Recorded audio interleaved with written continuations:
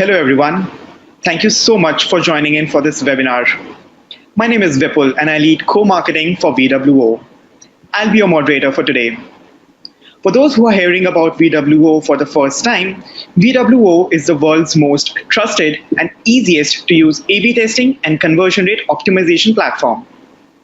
Today, we are joined by Arpit Shrivastava, who is the Marketing Strategy and Analysis Manager at Publicis Sapient.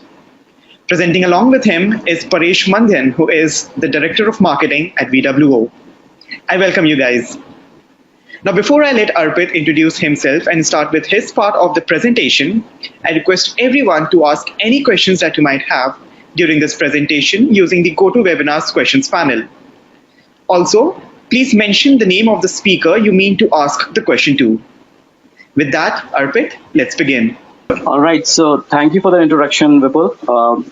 So, quick introduction. My name is Arpit Shrivastava, and basically I'm part of Publicis Sapient Group, which is sort of a digital transformation hub for Publicis Group. So I have over 12 years of experience in digital marketing, data analytics, experience optimization. It has been over a year with Publicis Sapient. Prior to Sapient, I was part of RateGain and Cvent, and majorly my focus has been digital marketing analytics and how to drive ROI out of all the analysis that we do. So I'll just pass over to Paresh for the quick introduction. All right, thank you, Arpit. Hello, everyone. Thank you for joining us today. My name is Paresh. I currently head marketing for VWO. In my current role, I am responsible for end-to-end funnel optimization and growing leads at VWO. I have about 12 years experience, and me and Arpit actually go a long way back. We've worked together at Cvent, RateGain, and we've been working on conversion optimization and digital transformation for these progressive companies. We've seen them grow from 50 million to 200 million to 400 million revenue. So that's, we thought it would be a good way to get together and share this experience with all of you. So I hope you guys enjoy this. Arpit, back to you. Thank you, Paresh. All right, so let me just start off with a very fundamental analogy in life in general. And I think most important thing in life is to be happy. And the two very fundamental enablers in my point of view is you've got to have a healthy body and you've got to have a healthy mind. And once you have that, there are no limits to what you can accomplish except the limit of your own imagination in terms of whatever endless possibilities we have. And if you think about it, sometimes we don't really prioritize those things, but it is the basic building block. And if you sort of draw this analogy and basically switch gears to our world of marketing, analytics, and optimization, I think one of our goal here is to basically deliver a happy customer experience. So as marketers or CRO professionals, I think our job is not limited to, let's say, managing budgets or running campaigns or maybe getting some extra conversions with optimization. Holistically, what we have to see is, are we delivering a good experience to our customers? And in my point of view, there are a couple of things that sort of build the basic foundation to enable a customer experience that shows some value. And those things are, one, a robust analytic foundation, and two, when you have that analytics and data, use that data to drive experience optimization. So the other thing that we have to think really is basically this is a kind of an experience economy that we are living in, wherein we are not just merely competing with our direct competitors, but we are actually competing with a great experience that, for example, Uber, Airbnb, or Netflix, these guys deliver. So that has sort of become a benchmark for any organization. So I think we actually understand the importance of customer experience, but let's do a bit of recap. So traditionally, what really has happened is, as marketers, we always have focus on differentiators whenever we want to really communicate with our target audience. And generally, differentiators have um, been created more or less around product features, benefits, or your pricing. But one of the recent uh, analysis that has been done, that categorically has mentioned that by 2020, which is already almost there, customer experience is going to overtake both price and product as the key brand differentiator.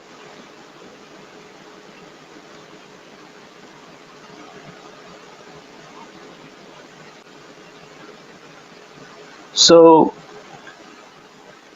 if you go back maybe 10 years back, what has been happening is the the audience behavior has been pretty linear in nature. So basically, we were having a single channel strategy. We're trying to really optimize on clicks, but it has completely changed. Right now, as a owner of marketing department, it's not about general vanity metrics. You have to basically drive the revenue impact and show that, prove that to your stakeholders, to the CXO level stakeholders. And so, in the current state, what is really happening is there is no like linear journey. The journey of user while he's really looking for your product or your platform or your solution, he does a lot of research, and that research is across different devices, different channels. And one of these studies suggests that even to get a single lead, which is a sort of a qualified lead, it actually takes around 10 touch points. And we are not really talking about the actual purchase. So in terms of actual purchase, it can even go like maybe 56 times he would be searching across different channels, websites, and really interacting with your brand before he actually commit for a sale.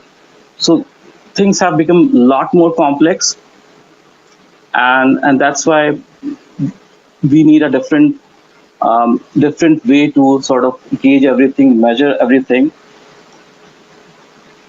So what does it take to convert more leads and customers? Um, s- um, and in a way, how can you really deliver a customer experience which is great and which is being appreciated by our prospects and customers? So I really love this thought from Benjamin Franklin, which says, for every minute spent organizing, an hour is earned. So we'll try to relate this, and we'll try to really figure out what needs to be more organized in order to become more efficient in delivering a right experience. What are those things?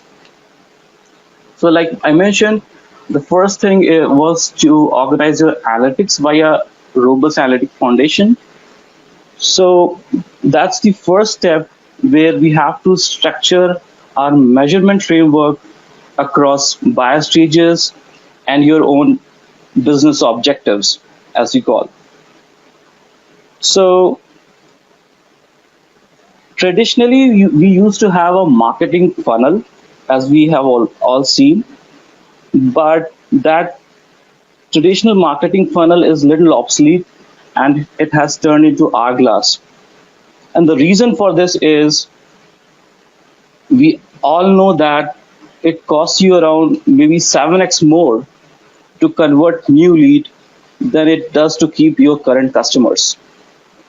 So we'll try to relate this funnel that all of our marketing friends are aware of, and we'll try to use the same funnel to build a framework around our analytics strategy.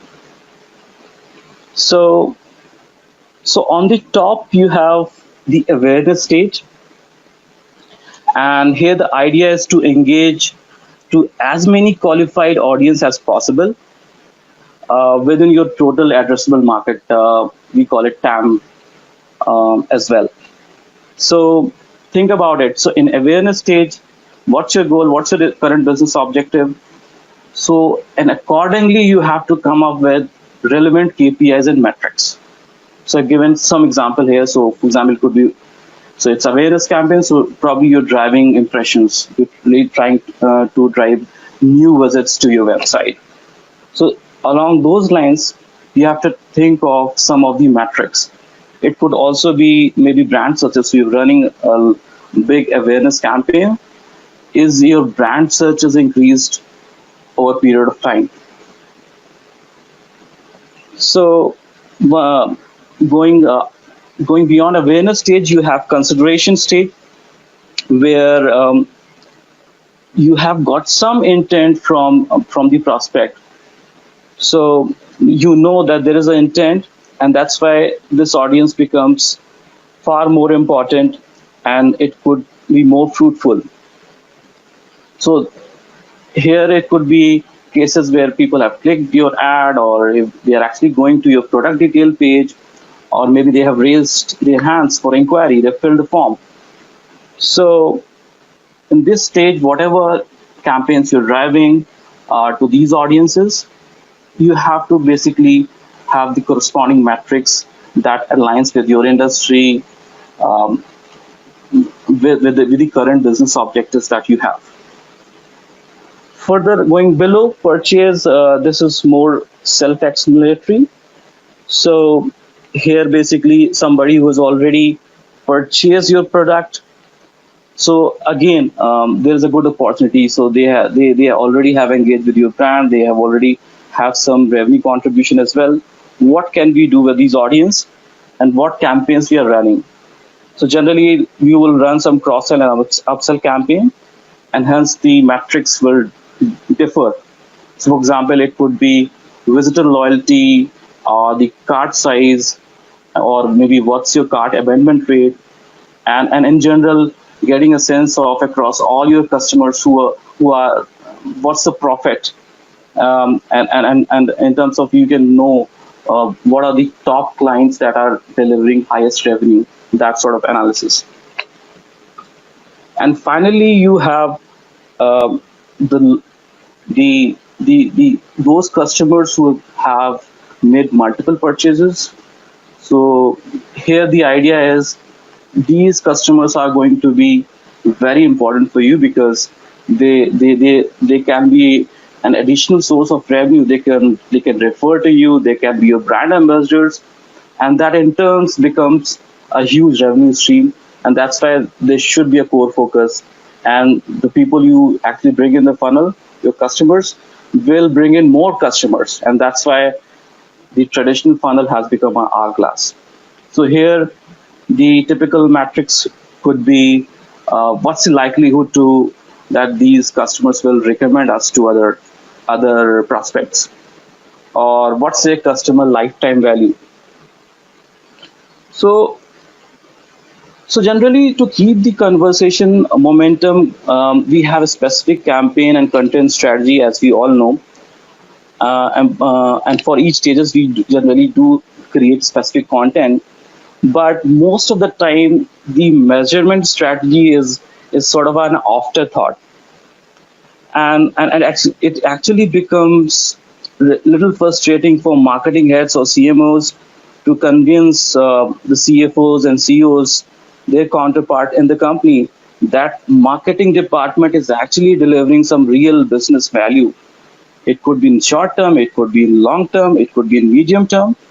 So therefore, it is very important for each stages. We should have a specific KPI and metrics that ties back to the business objectives, and from the adoption point of view, we should also have clear definition for all these metrics, because generally if you don't have something to refer, people will tend to create their own versions, their own understanding. So it's very important you build that framework, you define it, and you sort of circulate and socialize it as well. So this is how generally you can extend it to your organization, to your industry. Use this framework and extend it, and build a measurement framework for your company. So the other thing, which is what is really happening, is the overall marketing technology landscape. It is becoming complex, and of course you need those technologies. You got to evaluate what's really working for you, what's really relevant for you, and that's why we are seeing a shift where the overall marketing budget, generally CMOs are spending anywhere like 30 to 33% of their overall budget just on the technology.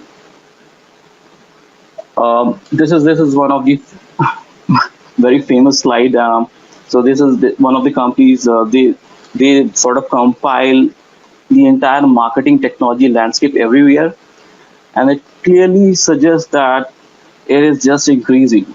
There's so many vendors, and there are so many things that sounds like a next big shiny object. So it's really important that the underlying architecture and the way we are sort of evaluating this technology should be efficient enough, such that you don't really invest all your time just on the implementation of these technologies, because that alone cannot deliver any value, or that alone cannot drive ROI.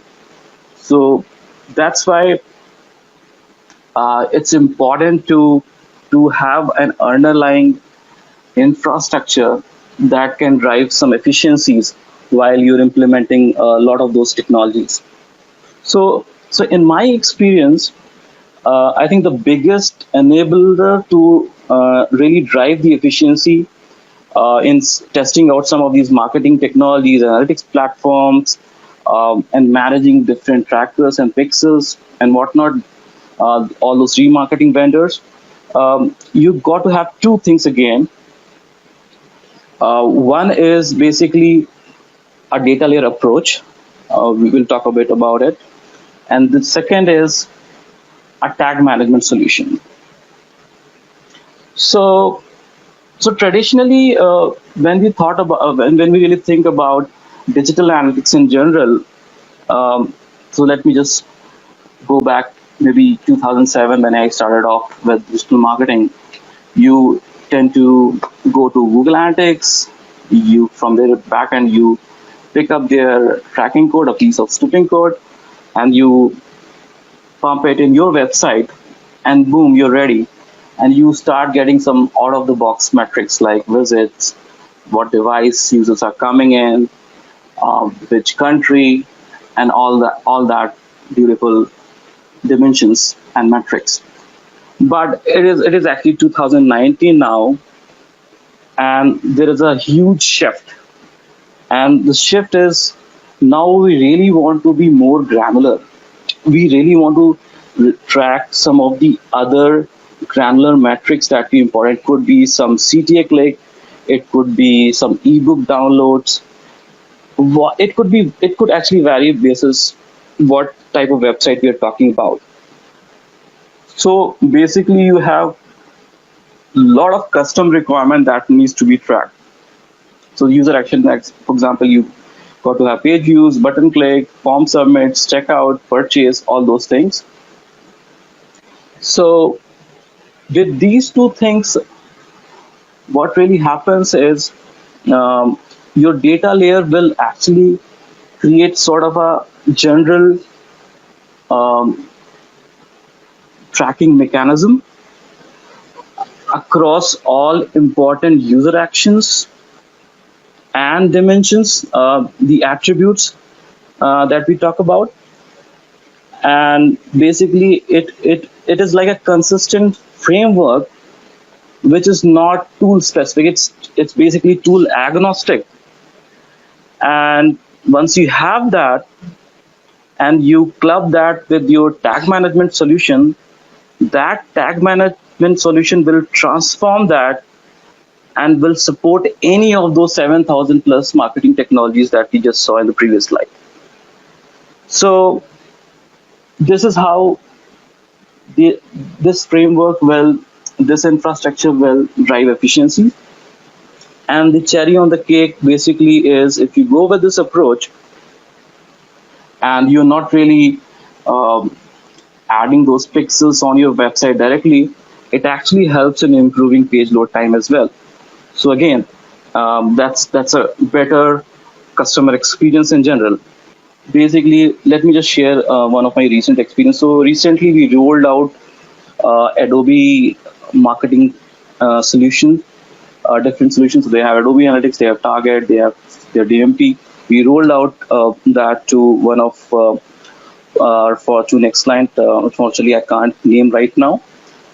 And we socialize the KPI framework similar to what I just showed as a reference. And then we produce, basis those framework, KPI framework, we also sort of created dashboards. So, and we socialize it, and we sort of ensure that people understand what we are tracking, why we are tracking, what does it mean. So that was all done. And I asked the head of analytics of that particular company, so sir, what would be my next priority? Where do you think I should invest time? And his answer really hit me, and he said that prioritize on data quality. Everything else is a false promise. So unfortunately, whatever implementation we do, it is not like you set it and you can forget. There is actually need of some governance process, and that will actually ensure you that you sort of collect that data in a consistent form, and you're confident enough in making your recommendation, and the stakeholders actually trust your data. So we're going to talk about some of the governance framework that we should really adopt while we are working on our day-to-day job. So the first thing, as I mentioned, that we focus a lot on content. We sort of create different content types. It could be PDF, it could be banner, it could be videos, and that's all great. But while we are doing it across entire content lifecycle, I call it. So it could be creation of your content. It could be, next phase would be you will publish it, people will consume it, and if it's good, they will share it.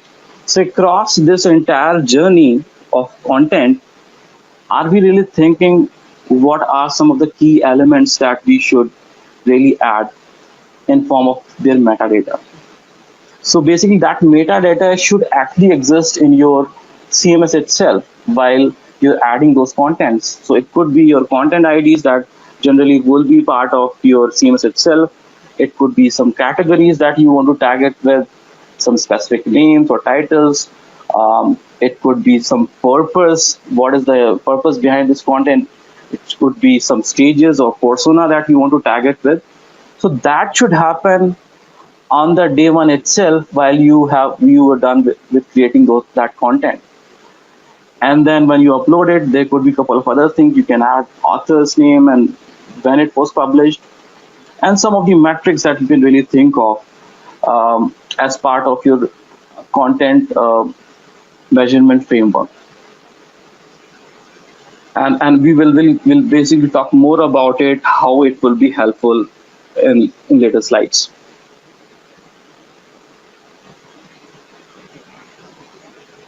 So we talked about a little bit about content and some governance process there.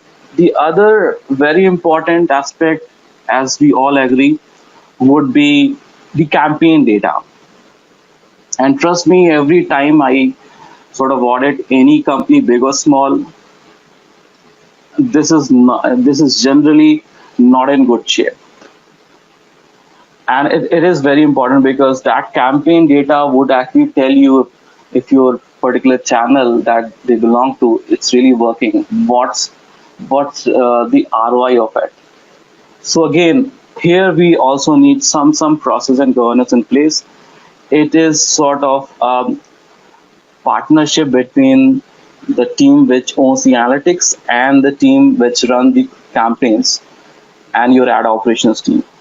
So there is a requirement of alignment across these teams, wherein we define the campaign taxonomy for each channel, and whenever we create the campaign, we follow that tracking code structure, and it should be consistent. So once you have that tracking code structure in place, um, it could be some utility. So there are a lot of companies who have, so if you really have a huge um, marketing budget and you're running thousands of campaigns, um, then probably you can also consider some of the solutions that are available in form of Claravine, ObservePoint, or Equitix. So these companies sort of automate that process, they standardize it, and they sort of forcefully ensure that everyone is using one platform to create their tracking code structure. It could be the typical uh, Google Analytics tracking code where you have UTM parameters. It could be more encrypted campaign ID, CID tracking code if you talk about Adobe Analytics, or even you can have a structure which sort of um, encapsulates uh, the different attributes of campaign, the channel, the source, sort of ad copy size, all those things. So the idea here is that if you have that in place, you're ensuring that everyone who is part of ad operations team or running campaigns, they follow the same guideline or maybe same platform is being used, then yes, you can trust your data and you can really you can basically report um, efficiently around the channel performance in general. So another thing that quickly I wanted to talk about, and this is we are hearing a lot of buzz around it. This is about generally you have different teams that own different channels and different platforms, the marketing technology stacks, and these platforms have their own set of data. So all that data sort of is existing in different silos. But at the end of the day, we are actually talking about same user, same prospect, or same customer. So how can we unify this data silo? And we can combine and create one profile that could tell me all the information that exists in these individual data sources at one place, so that we can bring in alignment and consistency in terms of what sort of messaging we want to really go for. And that's where the data management platform is coming in. So a lot of vendors are already there, or for example, Adobe has its own, Oracle has its own. So this is something that is really getting a lot of momentum, and it's worth considering. At least we should have it in our roadmap, and we really have to think about it in terms of unification of data and how we can create that one profile that is attached with all the data that we have in whatever shape and form. And once you have that, there could be a lot of use cases uh, to leverage that unified data platform. One could be, now you have all those attributes, so you can basically run more advanced segments. You can run analysis around those segments, what's really working, what's not. And then from the marketing and advertising perspective, that audience intelligence will help you basically drive more reach. This will allow you to personalize your messaging. And finally, you also have EXO platform, as you know it. So you can push this audience. It could be combination of various things across different data sources that we collected, and then based on that intelligence, we will deliver a specific experience that most likely user will like. And finally, you can also have a connection between your email engine. So you can basically use the audience to trigger email. So we talked a lot about analytics and analytics in a way that is actually telling you what has happened. So most of your digital analytics tools that tell you what's really going on your website, they're very good in that. But if you think about it, we are not only concerned about what has happened, but we would definitely like to know why it happened. So we need to, from the overall data strategy perspective, we got to have some flavor of quantitative as well as qualitative data. So I've given some of the examples. So generally, large companies, mid to small, all of those, they will have some of the VOC initiatives. So you can also have some sort of quick feedback. You can do user testing, which is essentially meaning that you're sort of going live with some of your target audiences and speaking and getting their feedback in terms of what's really going on in the user journey while they're on the website, where they are facing some challenges. So getting that first-hand feedback is really valuable information that basically we should really look forward. And when you have that, that will also become an input to drive ideas around experience optimization. It will also help you validate some of your hypotheses. So again, pretty important. So if we sort of summarize everything that we talked about in terms of how data is collected, how it should be connected, and how it should be consumed.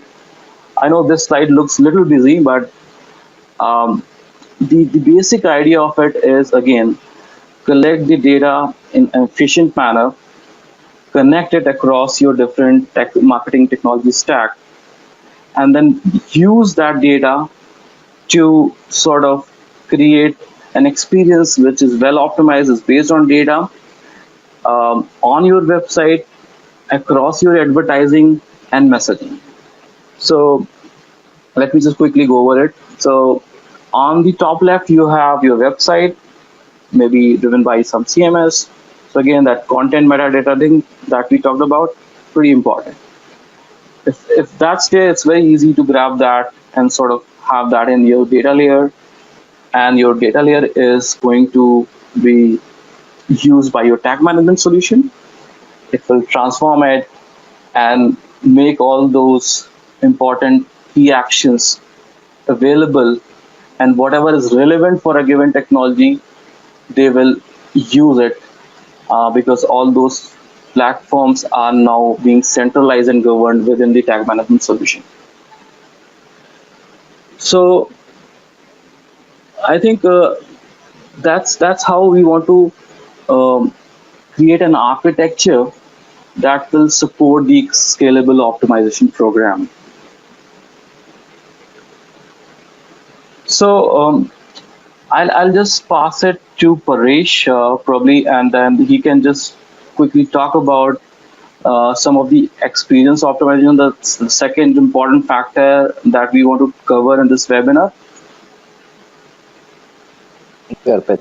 Uh, so coming back to really the core topic of the webinar, right? Like how do you really scale and how do you grow conversion, sales, anything that is important to you, all the metrics that Arpit spoke about.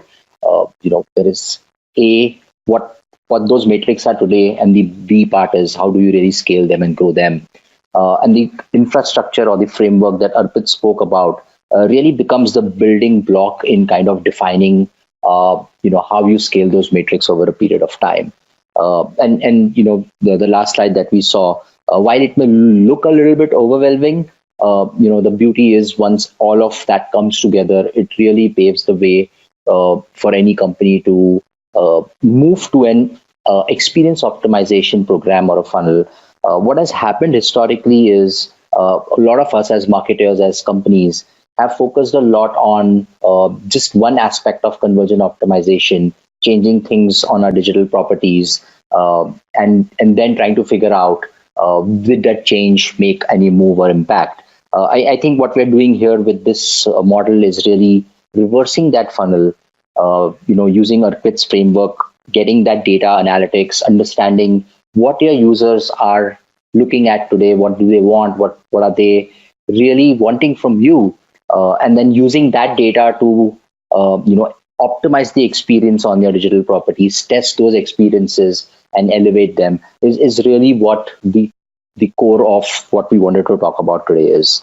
And one thing, I speak to a lot of CRO experts and even marketers in general, and typically, even when they look at a slide like the architecture, is how do you kind of build all of this, right? And I always like to say, let's start small, right? Even if you just start looking at some basic analytics like heat maps and session replays and tie them to your Google Analytics or any other tool, you start getting a lot of these initial kind of observations that you can really build. So based on that, this is how we like to think about it. What Arpit spoke about is really the understand audience behavior, right? He really spoke about how to build that framework to be able to understand what your audience behavior is, what do they want, what do they expect from you. From there on, the next step is to kind of use those insights and analytics to build a structured experience optimization platform. The key outcomes of which would really be improving the CX and improving the conversions, right? So it's a win-win. So the next bit that we're going to talk about is how do you build those hypotheses based on research, right? What do you do to kind of take those analytics and convert them into experience changes that you make on your website or tests that you make on your website, right? So really the next slide that talks about is finding the happy place, right? That's how I like to think about it. Finding the happy place for both, for yourself as a company, as a marketer, and for your customers as well, right? And that's where you will see that the customer experience satisfaction lies. And this analytics model is all about finding that happy place and making that changes on your website, on your digital properties to drive customer satisfaction. This just is a representation of the entire framework. Once you have all of that in place, how this would actually look like in terms of understanding the user behavior, right? So this is a typical funnel. You have multiple drop-off points. You have multiple behavior aspects. You have forms. You have videos that they interact with. There is coupons. There is reviews. So, there is a lot of stuff that really your audience kind of experiences with you throughout the journey, and understanding that framework, following that trail is very important. And the framework that we spoke about will really enable you to understand that. Once you've understood this, the next step, like I've mentioned, is really building an hypothesis. And this is the framework that we internally follow as well, and we recommend to a lot of our clients, is really based on an observation. So the first thing that you look at after looking at all the data is what's your key observation, right? That's the first step you begin with. Then you come up with a solution, right? Based on this observation, I believe this change should be made, right? So that becomes your way of addressing that observation. And also kind of, like I said, right, what is the problem that you're addressing. So based on this observation, I have this solution that will address this problem for this particular audience set on my website, and ultimately the outcome, right? It will impact my goal, or it will impact whatever the outcome is by X% by whatever matrix. These matrix could really be any of the matrix that Arpit spoke about. So your experience doesn't always have to be about conversions. It could be on any of the matrix that we spoke about earlier. Uh, so just really, this is the framework that we follow. It's very simple to kind of take those observations and build them. So this is an example of how we should do this. So really, this is one example where in an e-commerce setup, visitors drop off after they enter a coupon code and the coupon code is incorrect, right?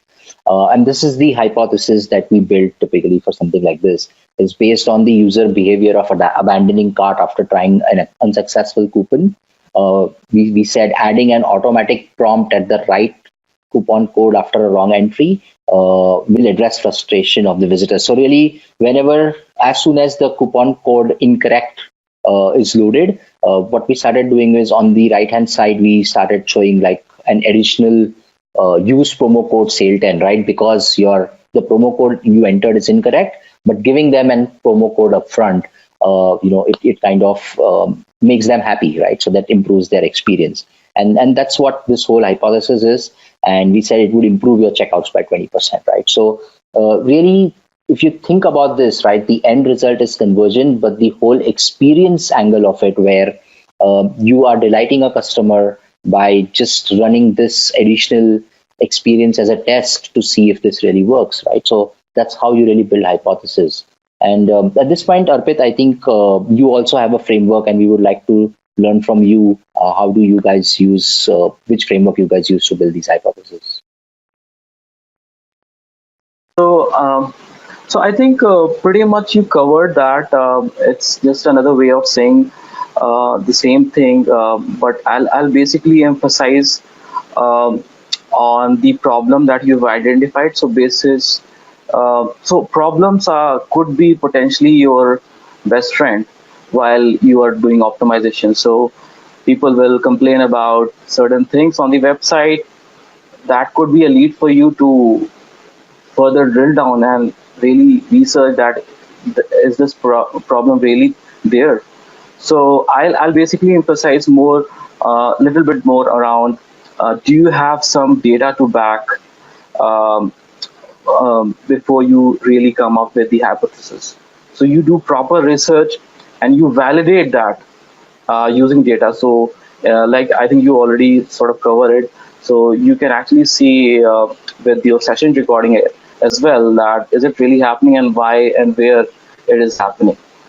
And then you also, of course, you can validate with quantitative data where you have certain benchmark, and for a given web page or experience or a journey, you're not seeing um, it's actually not matching. It's not up to the mark. So yes, you have a problem. You define it, and then once you have that, you sort of introduce some change or tactic. Uh, and then, of course, the other important thing is the key metrics. What is the metric that will matter, and what are you trying to improve? And you combine all that, the problem statement, the proofs that you got, what are you trying to change, and that key metrics that will matter. That will sort of define clearly. It would be more of a if statement, um, and it will define the hypothesis clearly about what's really you want to achieve, and why. What are some of the things that you saw, and that's why you come up with this idea. So the other thing I really want to talk about is traditionally most of the experience optimization platforms, they are very good in reporting the individual impact of experiment. So at very basic level, you have those experiments. You know that um, how many. So whatever experiments you have run, um, what improvement you have seen, or if there is no improvement, you also know clearly. But of late, uh, there is a need of measuring the entire program at high level. You want to understand the health of your experience optimization program because you have done some investment on the technology, you have a team. So, of course, if you have the cost, you really want to see whether it's driving value and return on investment. So, from that perspective, it's really important to have few metrics in mind and then sort of create a balance between quantity and quality of experiments that we are running. So, from the perspective of quantity, some of the things that you can really maintain, and potentially some of the platforms will have that, is total number of test ideas that you have come up with. That includes, of course, the ideas need to be properly structured, and then it should follow the hypothesis framework that we talked about. And out of those hypotheses, how many of the experiments have been turned on and have been pushed live?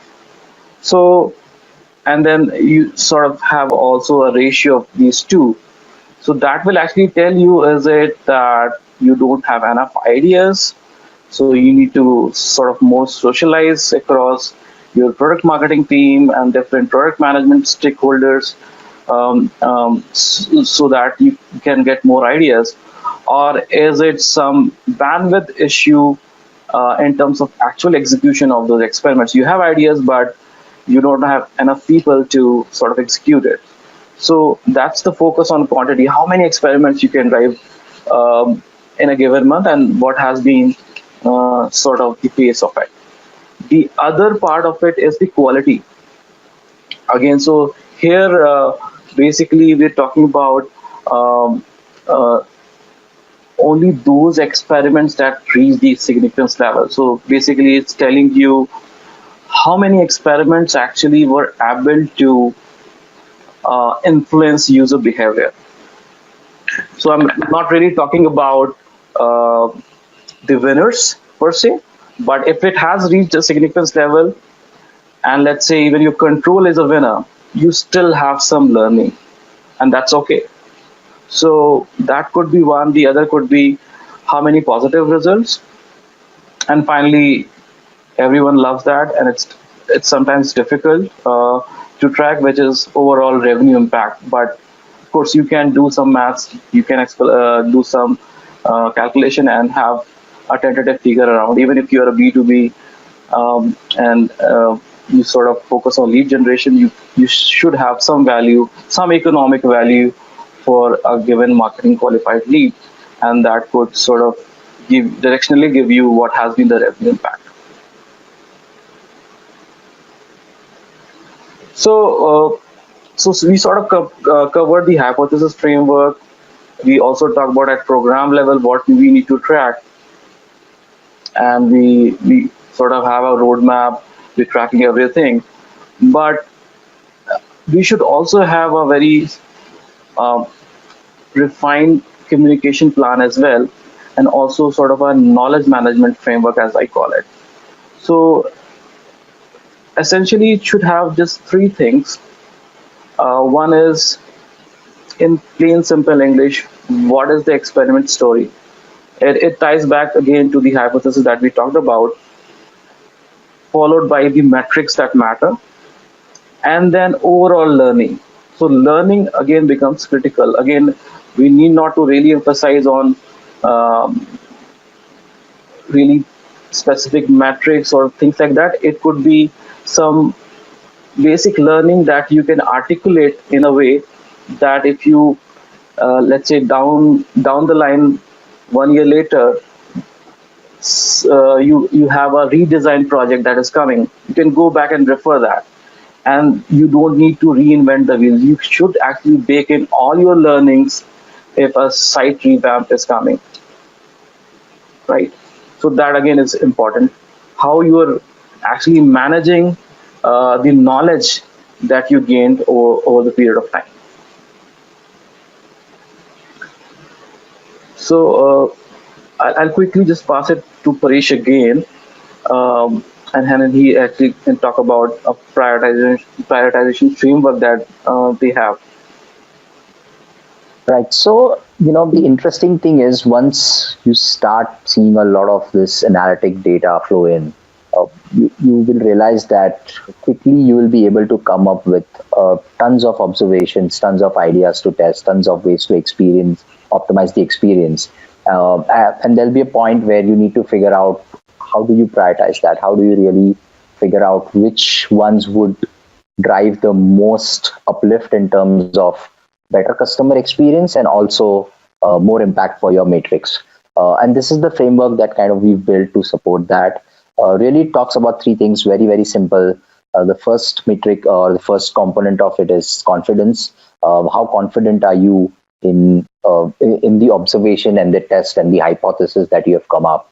And if you have 50 of those, you will definitely be able to kind of you know list them in the order of confidence to some extent. Uh, the next thing really is the importance. How valuable are the audience that you're testing for, right? So, typically on your website, you would have visitors from multiple segments, and you would also have data through this framework to understand what segments are performing the best. And that is where this importance section comes in, where you figure out for the tests that you're really confident in, how important they are, right, in terms of your segment or audience that you really care about. Uh, and so, like, for example, you could conduct a test only on the bottom of funnel prospects, right, that come, so who have visited multiple pages, who have, maybe gone to your plans page, who have at some point added something in their cart.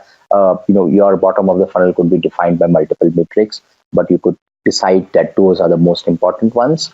And then finally, how easy it is, right? Because, let's be honest, all of us are creative people. We would come up with ideas that would range from a simple change in the image to, completely revamping the page. So you really need to kind of add the ease factor into that as well, because you quickly want to start moving the needle, for which you need to uh, conduct experiments on experiences which you are confident in, which are very important to you, and which are easy to implement. So this is a simple framework that we have. Arpit, I think you could talk about the framework if you guys have on prioritization. If not, then the next section I think is targeting and personalization.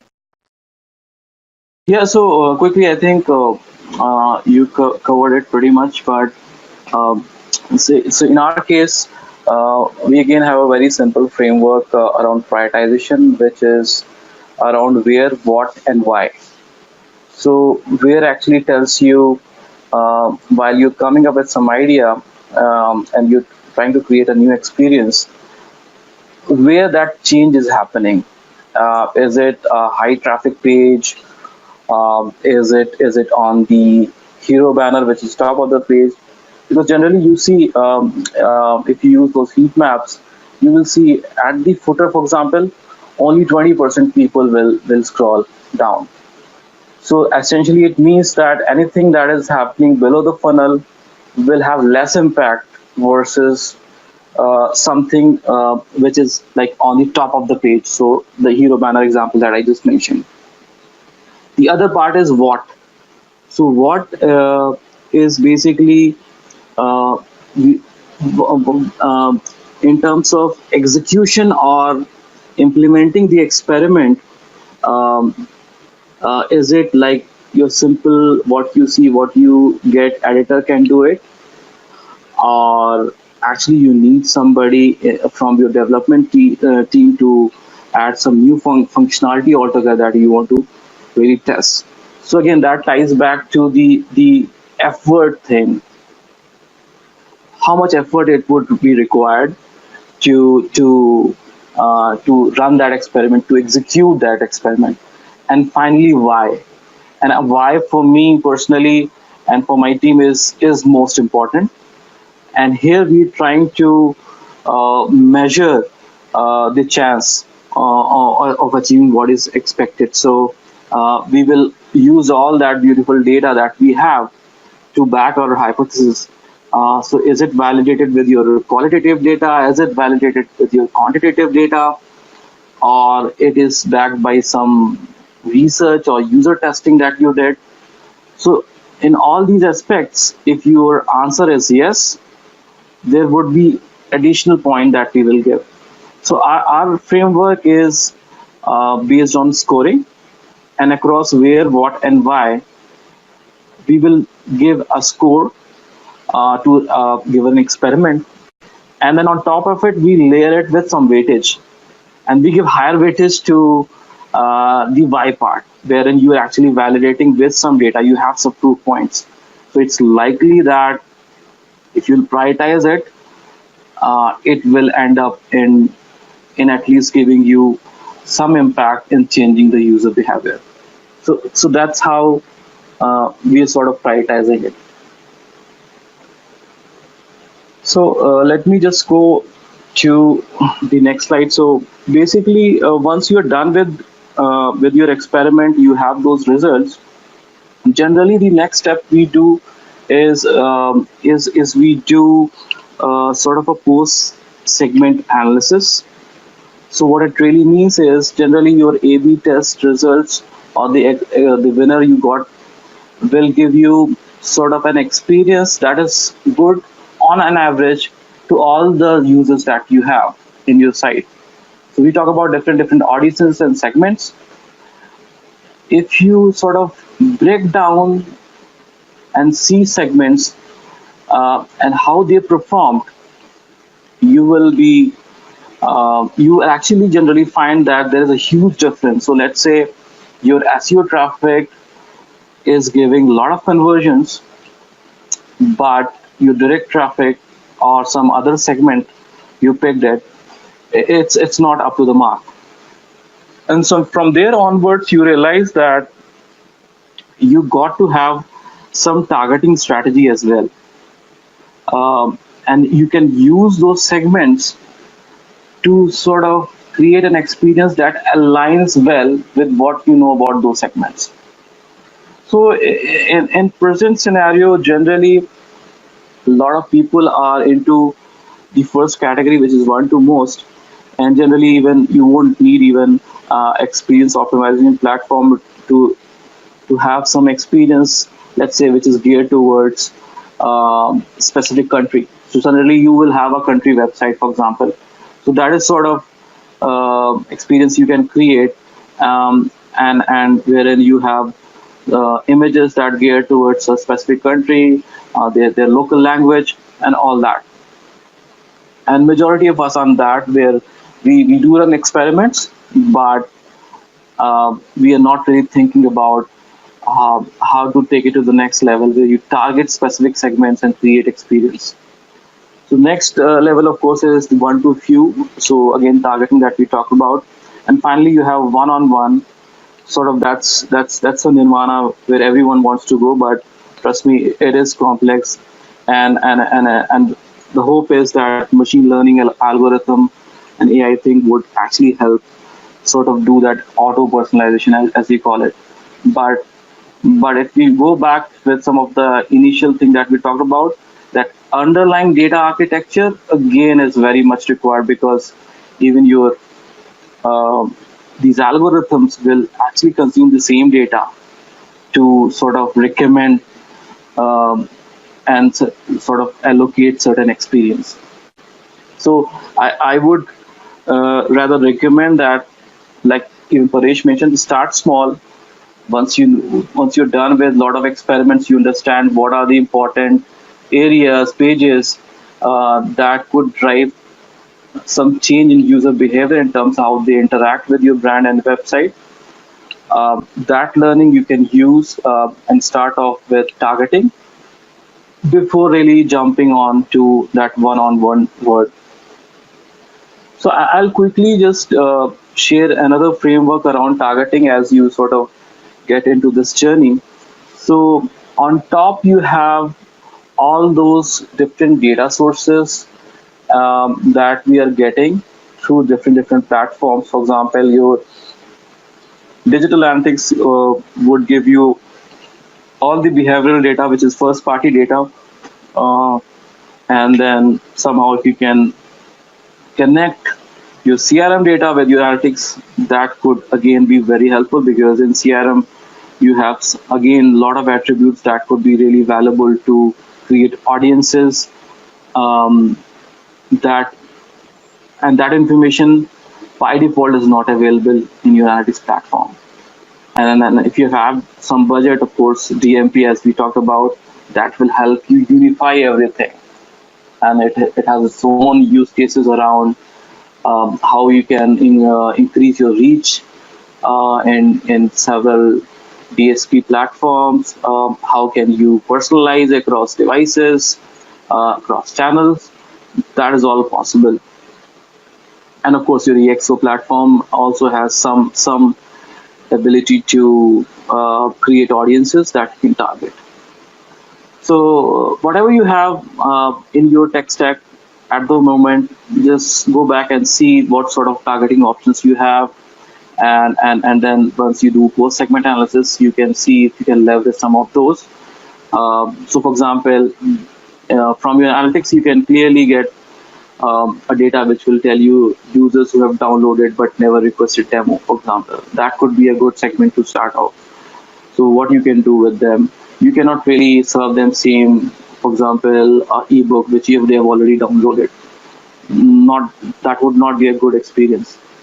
If you are able to sort of connect your CRM, you will have some customer attributes. So you know that this customer has bought a XYZ plan and they've already subscribed to, let's say, solution A. So you will again try to do some cross-sell upsell. You won't give them experience that again talks about the same product which they have already subscribed to. You probably will try to extend it with some of the related platforms and solutions that you can potentially recommend. And then in case you have DMP, then you will have ability to sort of import third-party data. You can potentially get ability to run audiences based on industries, and a very simple use case from EXO platform perspective. You will have ability to sort of segment returning users, for example, and then you can target those. So on top of that, that's where you should really think from the audience and data source perspective.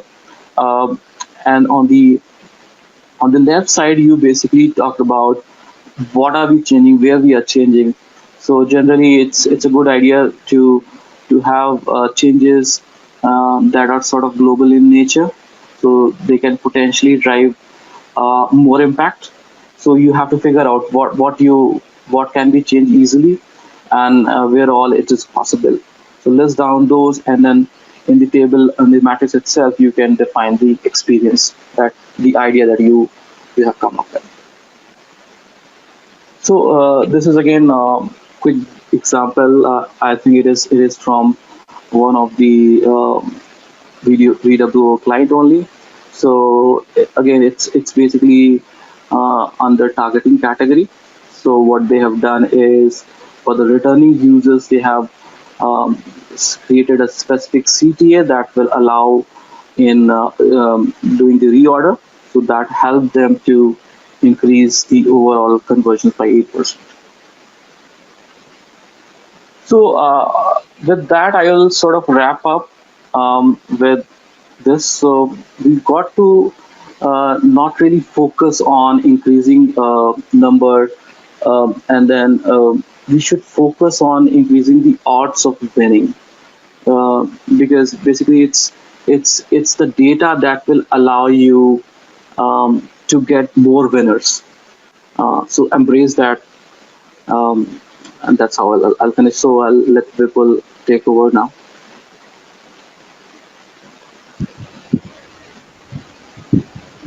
Yeah, that was really a great presentation, Arpit and Paresh. I'm sure the audience must have loved it, and they must have, of course, noted down a few points, of course. So yeah, I'll be sharing the slides with you after the presentation. So of course, you can use these frameworks and implement it in your respective organizations. So we are a bit over time, and I think I'll just take one question each for Arpit and Paresh. Right. So the first question is for you, Arpit. So Tanya is asking so she's basically referring to one of your earlier slides, and she's asking, what do you mean by PDP views?